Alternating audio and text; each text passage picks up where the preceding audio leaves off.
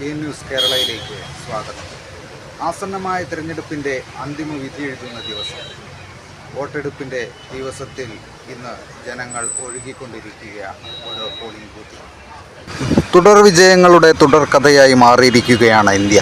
ഭരണപക്ഷങ്ങളുടെ കരങ്ങളിൽ നിന്ന് ജനങ്ങൾക്ക് മോചനം ഇനി എന്ന ചിന്തയ്ക്ക് ഉത്തരമേകുകയാണ് ഈ വോട്ടെടുപ്പിൻ്റെ തത്സമയ ദൃശ്യങ്ങളിലൂടെ.